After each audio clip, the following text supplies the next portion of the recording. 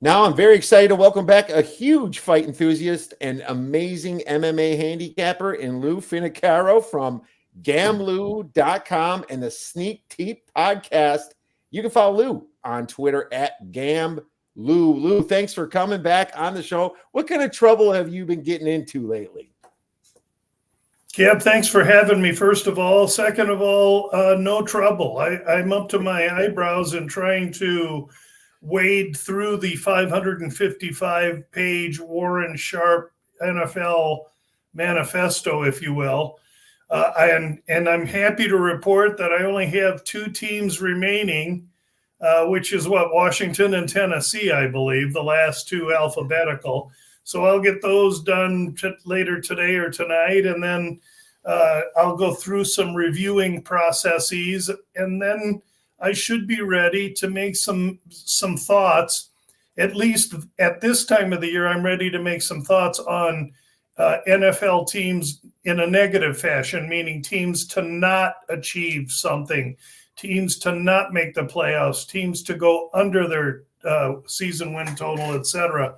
I don't dare yet invest in any overs or any positive positions or any to win positions, only because we haven't started camp yet. We haven't done any preseason, and as irrelevant as preseason is, people do get twanged and injured and such. And so I wait until the last minute to do any positive betting, meaning to take Team X to win the Super Bowl or their division or over X amount of wins until right before the season starts.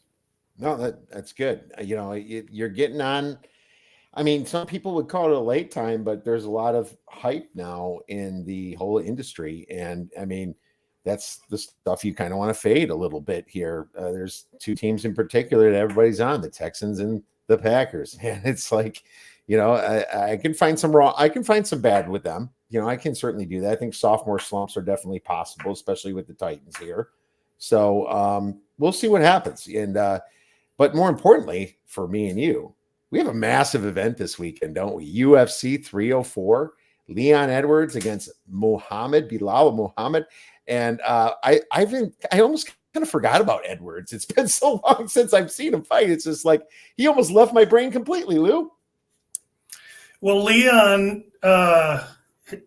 he's a great fighter, and I don't know that anyone has had a two-handed clasp onto his cape in the last several fights more than me. We've made great income from Leon. But there's some moving parts into this fight. I think it should be really compelling. These guys have been in there before. We've seen them tussle to an extent, a limited amount of time before, and there's been a line out before. So we have more than nothing on this fight, which is good.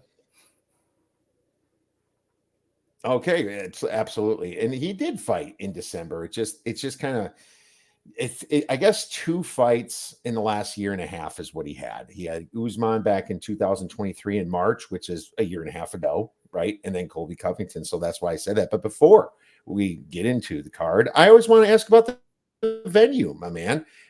We are fighting in Manchester, England. What's significant about this venue for this event? Well, what's significant about the event is that it is away from the apex. And so for any pay-per-view event as this is, when they ship off to another city, we know we're getting the 30-foot cage. So we have to understand they'll be competing with extra real estate, and that probably is advantageous to Aspinall and Blades, the big boys, gives them more room to run. But boy, the smaller fighters will really have a tremendous amount of room to navigate and negotiate. Other than that, it's Manchester, England, and so we have plenty of English fighters on the card. The last card in England 2 years ago when Aspinall and Blades toiled and Aspinall got hurt, as a matter of fact, the English people on the card went 6-0. And so what we've noticed, or what I've noticed, is that in some of these, in almost every one of these fights, the local English fighter has really gotten steamed hard or taken a lot of money early in the fight. with the one maybe sole exception being champion Edwards, who has seen his price steadily rise, but very incrementally. Yep, I have been watching that as well. How many English fighters do we have here? And if you didn't count them, I'm counting them right now. I almost see in the undercard, not the early prelims, though there's some there. There's a English fighter in every single fight, man. Yeah, there's 10 from England proper. Then you add 3 Irishmen and a person from Wales. And you get pretty much a kind of a regional flavor against the world. Yeah, that is interesting. And how much, I mean, it's hard to ask this question because it's hard to know what the judges are, but is there like a 20 cents or 30 cents of home ring or home cage value do you put through? I do myself a little bit in my mind when I'm handicapping. What do you do? Well, first of all, you have to understand, or at least these premises are what I believe. Number one is that whether they go to Bangladesh or Brazil, the UFC are somewhat manipulating the card in their zeal for expansion to allow those local fighters to have maybe favorable setups so that the locals do well, fare well, and the fervor for UFC continues to fire in that particular country. As I mentioned earlier, the last time in England, the English fighters went 6-0, had very favorable matchups. And who were those athletes? A lot of the same athletes that are Aspinall was on the last card, Molly McCann was on the last card, Patty was on the last card, plus a few others. So it's the usual suspects. And so I usually take a really hard look as to who the matchups are and is it potentially a favorable matchup? That's where I start. Now you were asking and implying about the judging. And yes, I think you have to add a premium for the local there only because the fervor of the local crowd supporting their fans has to influence the judges to some degree sitting at cage side, because if Pimlet or McCann throws a big looping, windmill shot, whether it hits or not, the crowd's going to respond, and that could easily affect the judging. And as we know, watching UFC judging, the criteria has been adjusted on how they want to try and award credit or a premium for damage and action and actual infliction. And so just riding a person in wrestling fashion doesn't seem to be enough.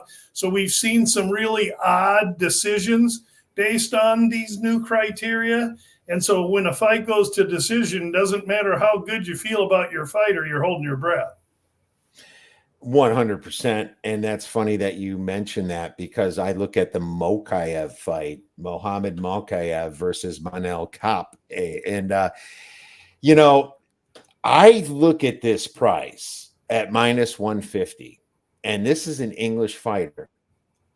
What the hell am I missing? I'm thinking this should be minus 250 more. And don't get me wrong, I have a lot of respect for Manel Kape, but you're looking at a fighter that's not going to let him off the ground in Mokaev. His forward pressure, his takedown ability, 5.75 takedowns is his average.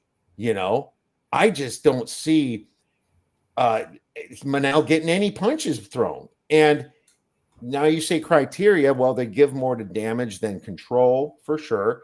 I wish they told me when they were doing that. That would have helped me out a little bit in the past. But I just don't see Mokaev letting him off. And I think with the home crowd, I just feel that this is a short price at minus 150. What is your thoughts on this fight? Well, this is going to make for great radio because my thoughts are quite the opposite. I think Mokaev has not been in the cage with a nearly elite fighter yet. Yes, he was in the cage with Perez, and he I had Mokaev in the fight. He barely won that. He shouldn't have won that. Perez, in my opinion, won that fight, but be that as it may, that's the highest level of opponent that he has faced. And so some of those numbers, his takedowns and his et cetera, look inflated because he hasn't been fighting near the kind of caliber athlete that Kopp has been in with. Kopp is much bigger. He usually has trouble making weight. I've already put a position in on Kopp as a second leg of a parlay with my clients, and that price was at Kopp minus 110. So I've got the worst of it there, and I've had a couple calls. What are we going to do if Kopp misses weight?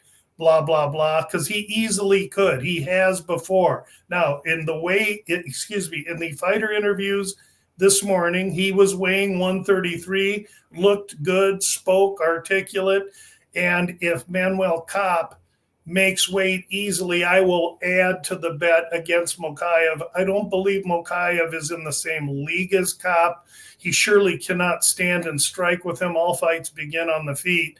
Kopp is too fast, too strong, too athletic, too experienced. This is a PhD in MMA for Mokaev, who's a Dagestani fighter fighting out of England. I like Kopp a good deal, provided he makes weight in this fight. All right, so making weight and some disagreement here right off the bat. So I like that. I saw Kopp's last two losses back in 2021 against Nicolau and Alexandre Pantoja. Now, there's nothing wrong with losing to Pantoja. Don't get me wrong, but I'm guessing there was a good amount of probably a good amount of wrestling in that one. I might have to rewatch that one, but maybe I'm just a little bit too. Maybe the price is a little bit more towards where it should be then if I'm thinking it's low for a guy like Mokaev. And I don't see, neither of these guys fought, I guess, the former champion and Davison, right? I'm not seeing them fight the top. But Pantoja's the champ now. And he fought Pantoja. Kopp breathes only to get another shot at Pantoja. Okay. No, fair enough. I'm going to still side with the Englishman here, but it's good to have some disagreement right off the bat. I'm going to probably take it a little bit less than I was earlier because of my great respect for your handicap. Next fight here that I wanted to talk about is Marcin Prachnio, and he's an interesting price here because I kind of circled him here at 130 now. He's fighting a guy that I kind of believe was a little bit overrated. And I want you to try to break down this fight for us and tell us why Prachnio's the dog. I believe that Prachnio's losses, and I'm sorry, I'm trying to pull up his page. Apparently, I must have accidentally closed it. Oh, here it is. He's fighting Modestas Bukauskas. And, his loss against Vitor Petrino, that is fine.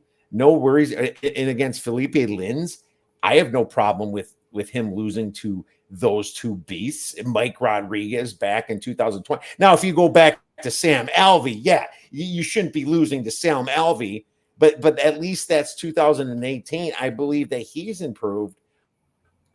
Well, Bukauskas is probably getting the favorite just because he won 4 out of his last 5 fights, and he also lost to Vitor Petrino too. And I just don't think that he's fought in the same level that Prachnio has. And excuse me if I'm pronouncing Marcin's last name wrong, but I have been following this fighter. What are your thoughts on this one? Well, on this one, we're going to tend to agree a little bit more, Kiev. I do like Prachnio a little bit in this fight. I like him based on who he's been in with and the fact that over the course of his last couple of fights, he's shown growth. He has good power. He's very aggressive. I would say maybe against the elite or the top 15, he may struggle, but he's seen a few of those guys. Bukauskas has also struggled. I would say that these two guys could be easily fighting for their jobs. This is the time of the year where we're going to get the Dana White Contender Series dump a bunch of new bodies that fight cheap into the UFC. And these middle tier fighters and these lower tier fighters have to win to stay relevant and keep their foothold on their UFC position, while guys maybe at the end of their contract or that experienced 2 out of 3 losses or so may get cut. So there's also that, and that makes for really furious, desperate type fighting. And I think we're going to get that kind of fight from these two guys. Bukauskas may have a little bit better ground game, but they're both the same size. Prachnow's his size, has a little bit better power. And I tend to think that Prachnow as an underdog is a good position here as well. And it's not like Bukauskas is taking people down. He doesn't take down people too often. Takedown defense, 58% for Marchand, and Modestas is 71%, but significant strikes. It's a lot higher for Marchand.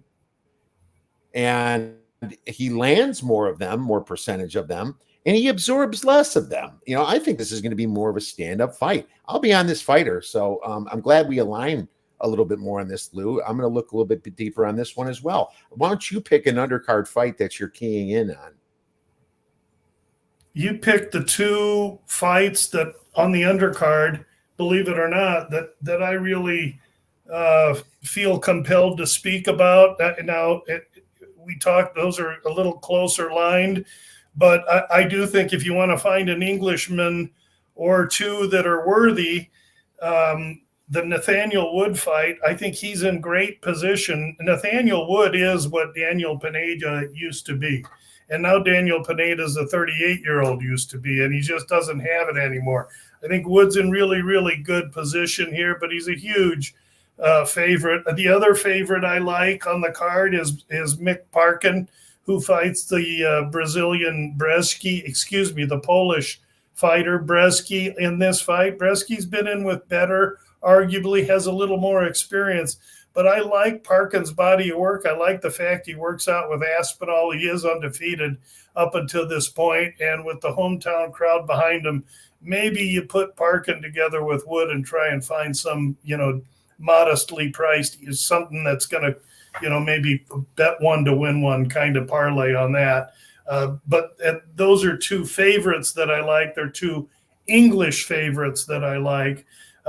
Elsewhere on the card, I want to try, and I always try and find someone that's going to be fighting one of the locals where the price may be inflated and we can get advantage on the other fighter. Now, we have to do that cautiously, because like the last time I did this 2 years ago in England, the English fighters went 6-0 and my shots both went up in smoke. So you can't do it. You can't be reckless. Got to be somewhat, guided and specific in who that may be. But I think I have one once we get into the main card. Oh, I'm excited to hear about it.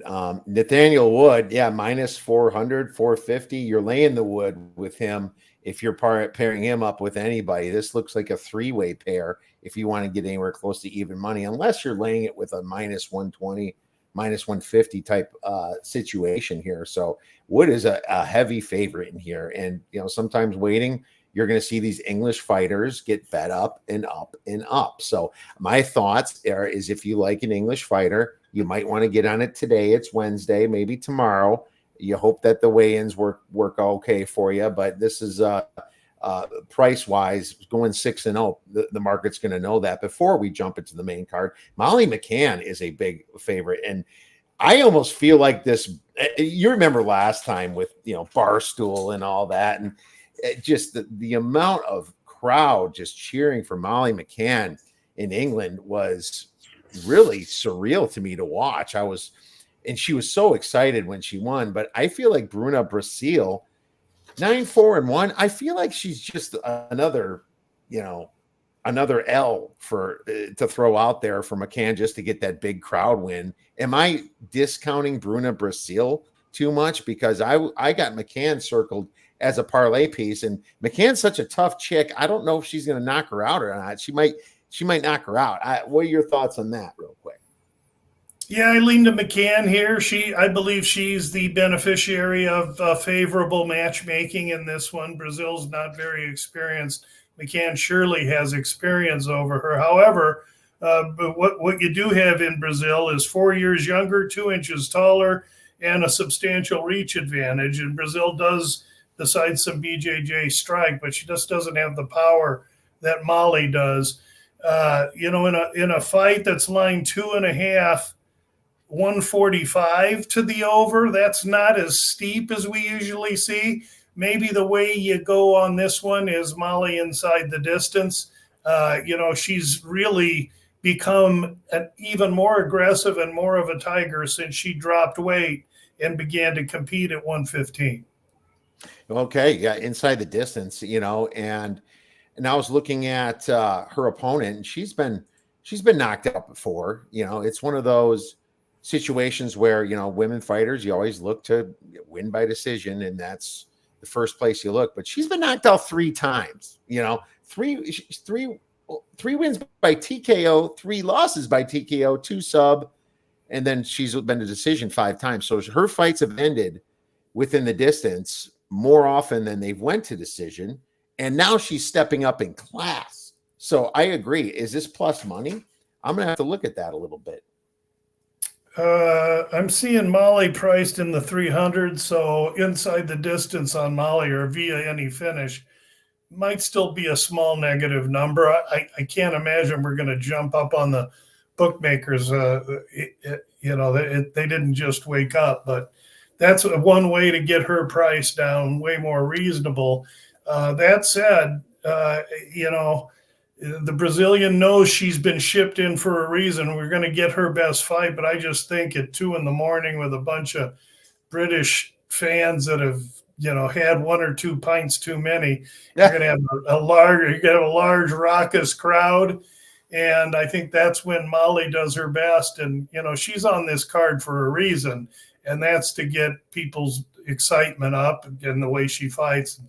And so I think really Brazil is placed there as a guinea pig against Molly McCann. I'm sorry to have to put it that way.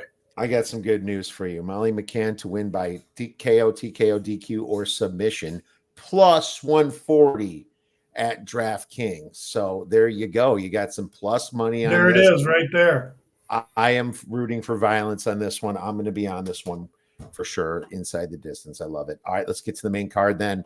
And we'll start out with the first fight in the main card. And that is between Giga Chikadze against Arnold Allen. I had a double take on this one. I was surprised that Giga was going to be this high of a dog, basically saying that he's got less than a 33% chance of winning this fight. Now, I know Arnold Allen is a very talented individual, great wrestler. But, Giga is got the reach advantage. He's got the size advantage by 4 inches. He's a great striker. He's fought wrestlers before. I'm looking at the Giga here a little bit in that price, and I'm gonna lie. I'm not gonna lie. I know he's from Georgia. He's not the home fighter, but this price is moving in my direction. Yeah, it is. Allen, I've got Allen opening here at minus 175. GambLou clients jumped Allen at 218. He's now 260 or so. So maybe the time to take Allen was sooner as opposed to now. Again, a lot of these English local fighters have been pounded hard.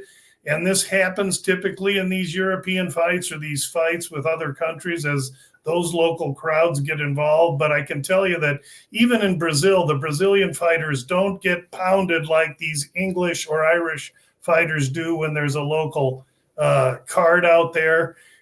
Allen has been pounded pretty good, and I believe he should be pounded pretty good. Giga is primarily a kickboxing Muay Thai fighter. So he needs to stand up. His wrestling is not great. He is also older, 5 years, which is a big thing. Yes, he does have height and reach, but he is older as well. And I just think that Allen's, he's just lost 2 fights. One was to Max Holloway, the other to Evloev in a fight that I thought could easily have gone his way. He's been in with well better. His wrestling, I think, is going to be too much. He's on the bounce. I like Allen a good deal to get back on the win column against Giga in a fight that I also think is somewhat stylistically advantageous for Allen. All right. So you are on Allen. Yeah. Uh, I'm going to keep continuing to watch this because I think more money is going to come in on Allen, and maybe Giga will be in the long shot category here for me. So let's move on to the next fight, and then we have Christian Leroy Duncan versus Gregory Rodriguez, RoboCop Rodriguez. You know, both these fighters above 6'2", 6'2" listed for Duncan, 6'3" for RoboCop. A better reach for Duncan, 79 inches to 75 inches. Significant strikes are probably pretty close at 6. These guys are both pounders. But, you know, I guess RoboCop's a little bit better in the takedown. I still think this is going to be a stand-up fight. I was a little surprised to see RoboCop as a dog, but then I just think that, you know, these are two fighters that are pretty close, but, you know, they're given the home court advantage, the home cage advantage to Christian Leroy Duncan. But now he's all the way up to minus 150. So I circled RoboCop, and I know RoboCop, he can be a punching bag at times. I don't love that, but I think he's got the better wins. The Chitty win was really nice to see. I'm not a Christian Leroy Duncan fan. I don't think he's had enough fights at the high level. He's only had 4 in the UFC. He's lost to Petroisian, which is a fine loss, but, you know, I'm not super impressed by the rest of his resume. I believe that Gregory Rodriguez has the better fight camp at Kill Cliff, and I think that I might be on him. It sucks to have to fade the English, but that's what I circled. I like this fight to fade the Englishman. This is just another typical example of the British local fighter getting pounded. This fight opened RoboCop minus 175. So the time to bet Christian Leroy Duncan has come and gone now. Now that he's on the negative side, you're absolutely getting the worst of the number, having to pay a minus 150. And quite honestly, here's an ex-basketball player. He's very athletic. He's good on his feet. He's the quicker, more precise puncher. He's the more nimble, athletic man in there. I'll give him all of that. However, RoboCop has been in with a more elite level of competition. He is versed in submissions as well as in knocking people out. And while he'll be giving away a little quickness and some spark and some zip to Christian Leroy Duncan doesn't hit like RoboCop's foes have hit him that have put him away. He doesn't have that power.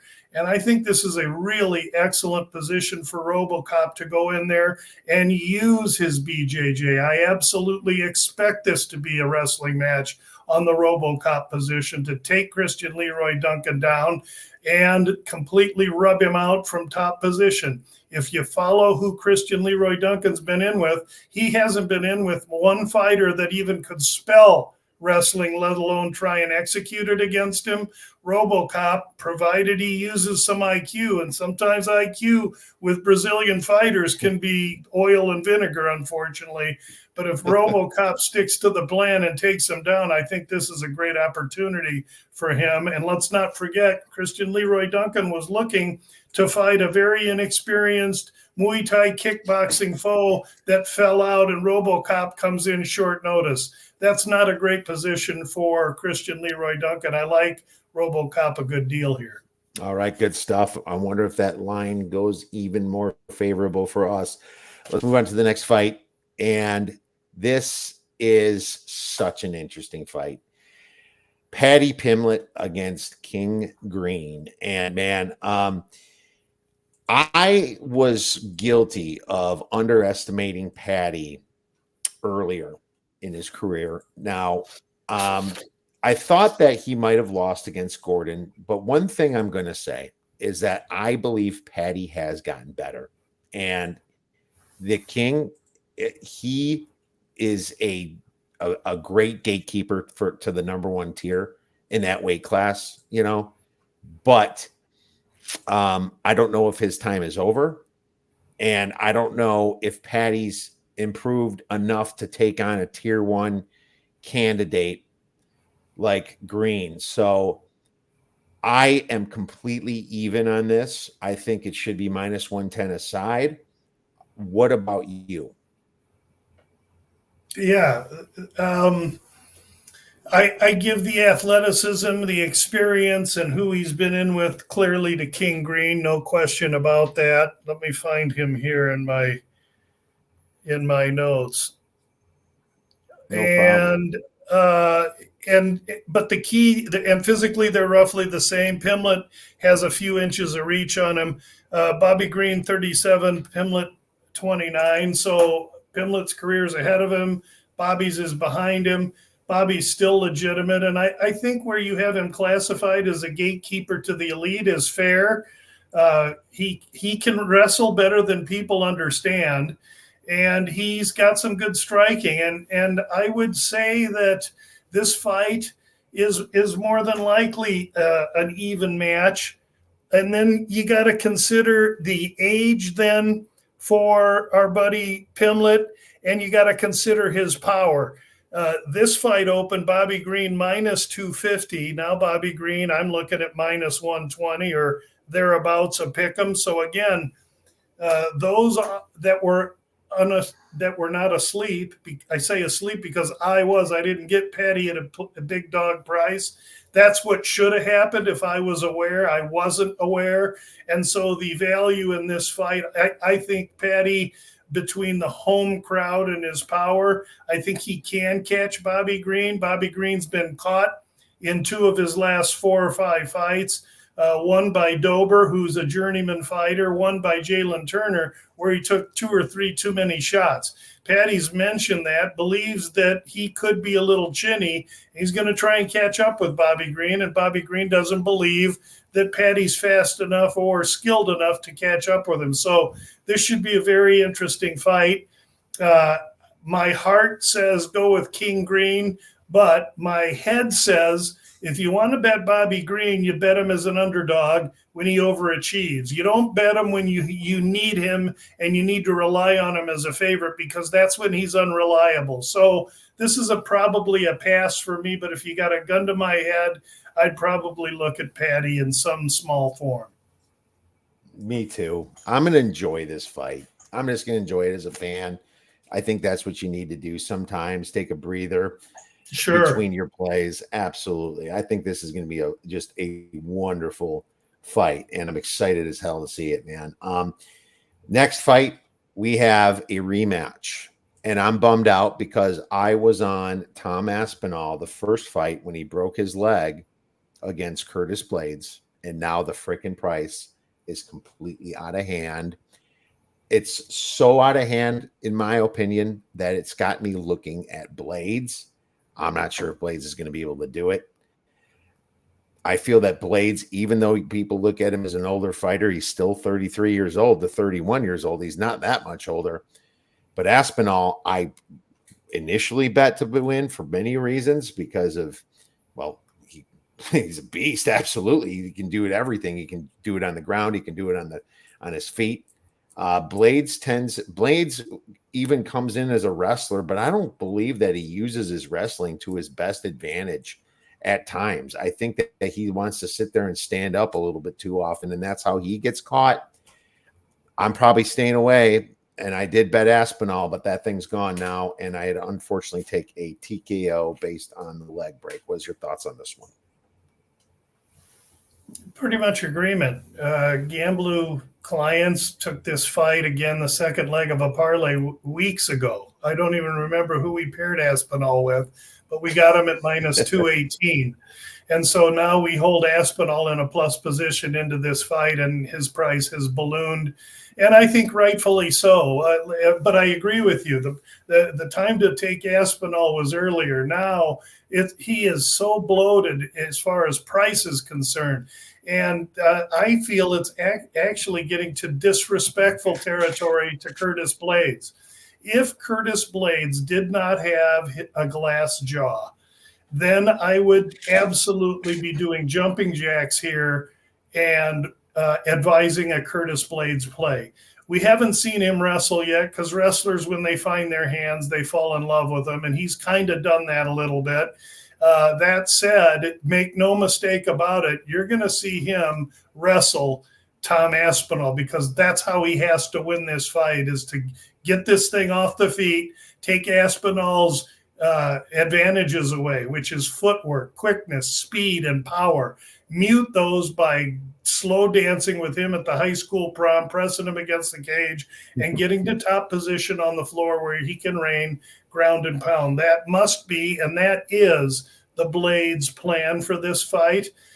Will he execute it? We'll have to see. And how long will it take Aspinall to touch him right here? Because as soon as he does, that's the recipe to finish Curtis Blades and his title aspirations. We saw Pavlovich do it. We've seen Derek Lewis do it.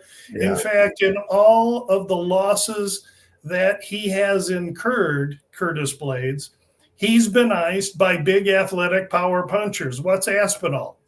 A big athletic power puncher. So Aspinall's going to try and touch him, and Curtis Blades has to see if he can keep him from doing such. And I think over a 5-round fight, it's a lot to ask. I can't recommend Aspinall, even in parlays at this blown up ridiculous price. When I look here and I see that he opened minus 210, and I understand that 2 years ago when they fought, when he closed, he was minus 140. So now I'm going to pay minus 400 on him.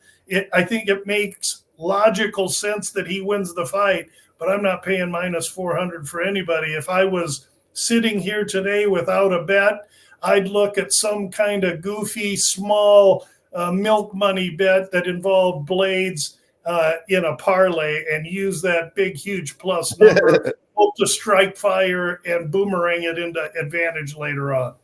Yeah, and our buddy Brian Edwards likes Aspinall in the first round because, well, I mean, all his fights end in the first round minus Andrei Arlovsky. I'm not quite there yet. I have a little bit more respect for Blades here than to take Aspinall in the first round, but I don't see a good way that I could bet this fight. And I don't even think it's a good parlay piece. Like I said, it's getting to the point where I would be more inclined to put money on Blades. I would put Aspinall if I was making the price at minus 250, which is more than fair, giving him almost a 75% chance of winning this fight at all times. So that's my feelings on it. Go ahead. I'm sorry to interrupt, but I think if you look at DraftKings, and I can't now for whatever reason, my screen's eaten up by our display.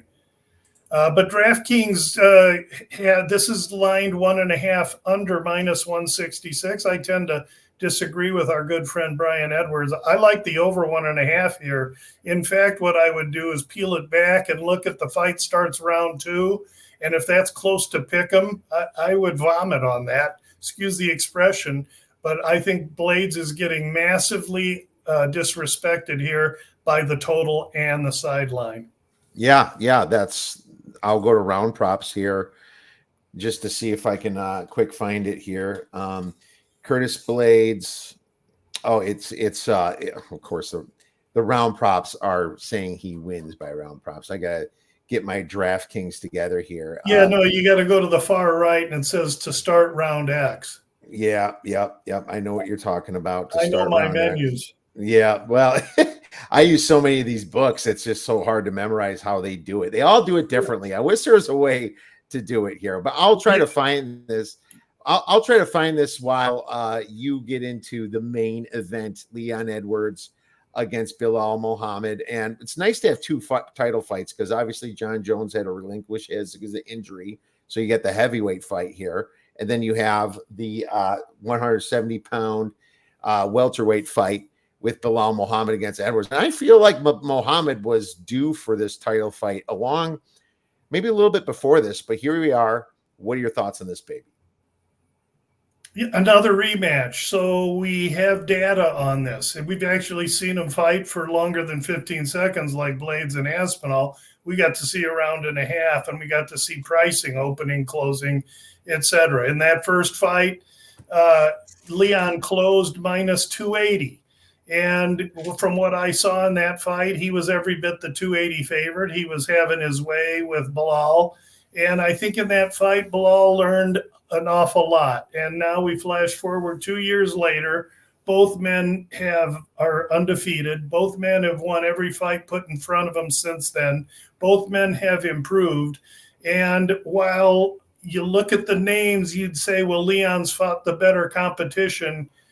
Yeah, but I don't credit Covington as being Covington in the last fight, and I don't credit Usman as being Usman in the second fight. And so for that matter, and there's nobody that's won more money and had more positions on Leon Edwards than me in the last 5 years. I've been riding this young man all the way to the bank. However, in this fight, I think that it's very, very clear to both parties what each needs to do. Leon understands that Bilal's going to go in there and be a wrestler and try and gas him, take his soul away from him, and make him quit. Leon knows that. Leon's camp knows that. Bilal knows that. Bilal's camp knows that. We all know that. Leon's job is to make sure that doesn't happen. And can he do that?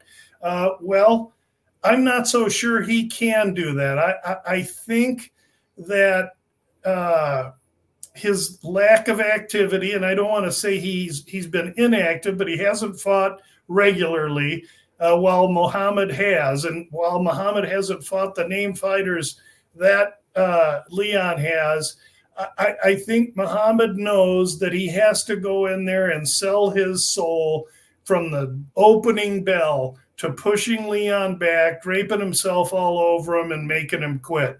And I'm going to actually take Muhammad in the fight because I believe there's a chance that he can do that. Let's not forget that Leon Edwards was a half a round away from being somewhat obscure until he kicked Usman in the head and then was able to win the rematch and then go on and beat Covington. Yeah, being the champ's given him great confidence. He's long, he's tall, he's well-rounded. He's better than Bilal on the feet. He could probably wrestle with Bilal. And while it makes little logical sense to be siding with Bilal, there's something in the mentality of the unrelenting, forward-pressing Bilal that makes me believe in him. And the only way for me to bet this at this juncture with Bilal plus 210 or so is to side with him. And I think that's exactly what I'm going to do. Okay. I remember the eye poke. I thought that was a nice way for Bilal to get out of that ass whipping that he was taking to Leon Edwards 3-4 years ago.